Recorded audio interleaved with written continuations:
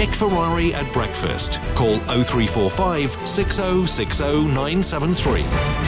9 minutes before 8 then. After 8, remember, Dame Cressida Dick, the Commissioner of the Metropolitan Police, here to take your calls. But before that, let's get more analysis of that result down in Old Bexley and Sidcup from the Chairman of the Conservative Party, Oliver Dowden, who joins me now.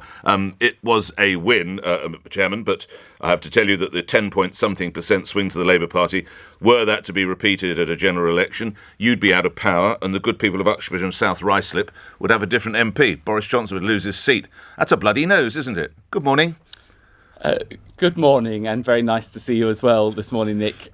Actually, we secured 50% of the vote in Bexley. Of course, midterm, there's always going to be voters' frustration, but I think against that backdrop, that is a good result. And you talk about Labour. Keir Starmer didn't even bother turning up, nor did Well, imagine if he had. Khan. Imagine if he had, Oliver. Well, listen, they polled what they got under Jeremy Corbyn in 2017. So They had a 10%. I maybe lose. But come on, Oliver Dowden. They had a 10% swing. That has to give... I appreciate it's a Conservative win, so you can all get some sleep now and move on to the next battle, but that has to cause concern.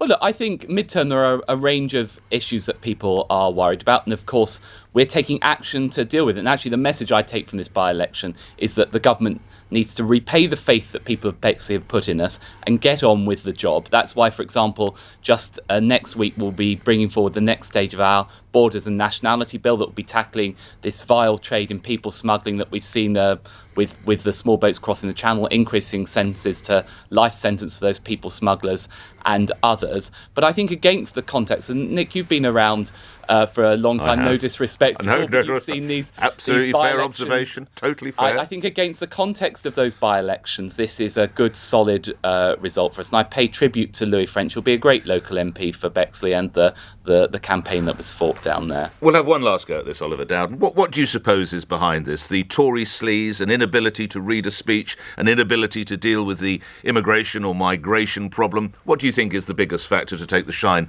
off Boris Johnson's new ball at cricket? Well, you're doing a very valiant job of trying to turn this into some massive disaster for the Conservative Party. Actually, when Boris turned up and I was with him, he tried to discreetly enter the campaign HQ in Sidcup. Immediately, kids on the top of a bus spotted him, started shouting and screaming. People emerged from everywhere for selfies. But were they shouting supportively? Or were they shouting... To the best of my knowledge, they were shouting supportively. Who's that blonde idiot over there with Oliver Dowden? That's what I want to know. What were they I doubt very much they recognised me in the way that they recognised the Prime Minister, much as I would like them to. But seriously, that we do, of course, have to focus on the big issues that matter to people. And I talked about migration. Just take another example.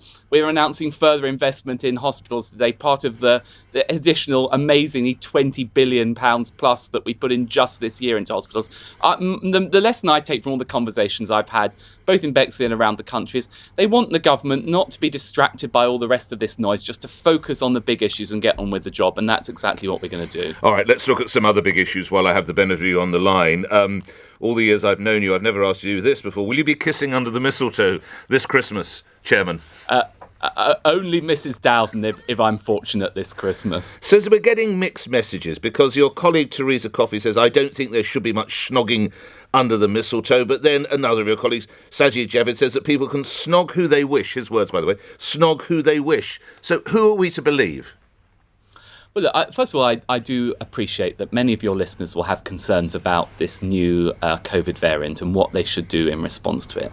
That's why we've outlined this balanced and proportionate range of responses which focus both on tightening border restrictions and on enhanced wearing of masks.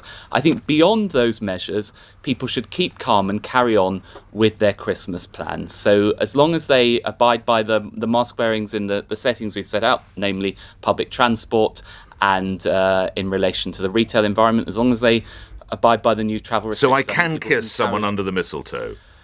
If you wish to kiss somebody under the mistletoe, so yes. The good doctor's prescription in this case is wrong. As long as they are a fully consenting adult, Nick, yes, you're free to carry on with your with your Christmas plans. Keep calm and carry on with your Christmas plans. OK, including Christmas parties, because again, Chairman, there is confusion there. Another of your colleagues, George Freeman, said that perhaps big firms might be cancelling their festive bashes, and he also told me that he'll be having his Christmas gathering for his team via Zoom. What are your plans, Chairman? Well, I'm not intending to change any of my Christmas plans, because aside from if I go shopping, I will make sure that I wear my mask. And if I go on public transport to go shopping, I will make sure that I wear my mask. Those are the rules that have changed. Beyond that, and I appreciate there may well be people that own pubs who are listening to this show. The government is not saying to people, don't go to the pub, don't have a nice time. We believe at this stage these are sensible and proportionate measures whilst we examine the full nature of this virus, and that's exactly what our scientists are doing at Porton Down right now. On the subject of parties, were you in attendance at either of the two gatherings in Downing Street last year when London was under certain tiered restrictions? No, I was Secretary of State for Digital Culture, Media and Sport. Well, it doesn't mean you don't get invited to a party. I would have thought you're the man to have along. If he's doing culture and sport, he's going to liven the party. Are you aware of these gatherings, Chairman? I've seen some of the reports, but I have to say to you that as party chairman, over the past 24 hours, as you might imagine, I've been much more focused on Bexley. And over the course of this week, as a member of the Cabinet, I've been focused on the nature of the measures we're taking to control this new COVID variant. I haven't been getting into the details of what may or may not have happened a year ago. Don't you think we need to? If Angela Rayner of the Labour Party is suggesting we need to get the police involved, isn't this something that needs to cross your desk now, Chairman? Well, with all due respect to Angela Rayner, I think she needs to learn a few lessons herself from her conduct rather than lecturing others. We've been very clear that the government has been very clear. The Prime Minister, I believe, repeated again yesterday that the rules were followed at all times in Downing Street. Talking of rules, in Greece, if you're over 60 and you don't have a vaccination or a booster, you're going to be fined. Germany is talking about lockdown, as is Austria and the Netherlands. Do you see that we might remove the carrot and replace it with a stick in the United Kingdom? Can you ever see a time that there could be lockdowns or indeed fines for people who decline to get a jab or a booster? Well, I sincerely hope not. And actually, I think if you look at the news from today about the efficacy of the Moderna and Pfizer vaccine, that first of all vindicates the decision the government took to invest in Moderna and Pfizer, and vindicates the message we keep on saying to people: take the booster. It's in people's hands. As long as you take that booster, when the call comes, anyone from over the age of 40 should have it now. The rest of the people were getting the call up by the end of January. That is our defence in this country. People have been doing the right thing. As long as they continue to do the right thing, we should be in a reasonable place. Lastly, noting that a few months ago you were Culture Secretary and that you've been a very busy individual, let me give you the background to the last story that is making headlines you don't know. The Sir Lewis Hamilton Formula One team now faces a backlash over a sponsorship deal it's done with the firm that made the combustible insulation used at the Grenfell Tower. Mercedes Formula One naming Kingspan as an official partner, which means its logo is likely to appear on Sir Lewis's car at the Saudi Arabia, and people have their views on that, Saudi Arabia Grand Prix. This is a questionable sponsorship partner for Mercedes, isn't it, Mr. Dowden? Well, as you said, this is the first that I've heard of it, but I, of course... Kingspan made some of the insulation used on Grenfell. Yeah, no, I've heard lawyers the point. No, I'm helping you. I realise you've been down at Bexley. Lawyers for the bereaved and survivors have said Kingspan had flammable materials they know, quotes, were dangerous to life. Survivors group Grenfell United have written to Mercedes demanding that the logo does not go ahead. It's a questionable choice again, Mr. Dowden.